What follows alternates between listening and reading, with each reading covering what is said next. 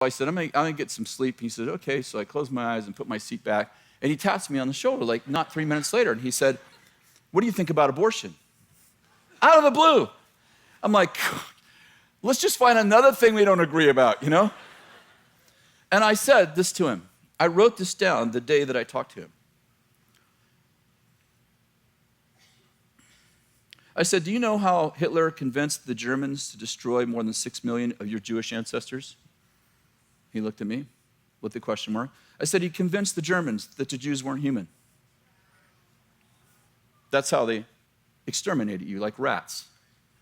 They convinced people you weren't human. He shakes his head and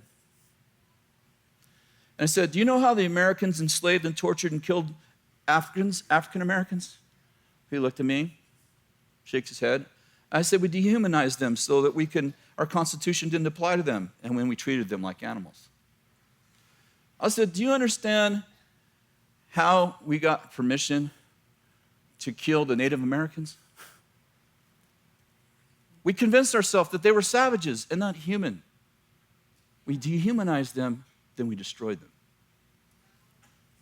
And I said, do you understand how we got permission to kill the young in the womb? He's looking at me, tears running down both his eyes. I said, we took the word fetus, which is the Latin word for offspring, and redefined it to dehumanize the unborn. Now our Constitution no longer protects the unborn because they are not considered human.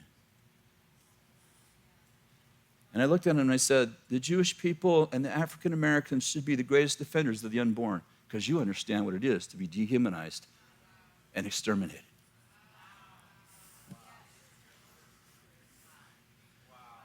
He looked at me with tears running down his eyes. He said, I've never, ever, ever thought of it like that before.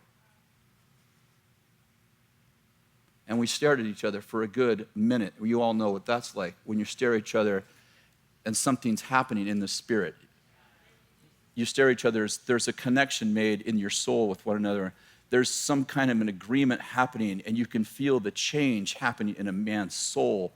And you're staring into his eyes, and he's staring into yours, and you just know that this isn't a normal look at each other. This is a connection that one man is making with another man's spirit.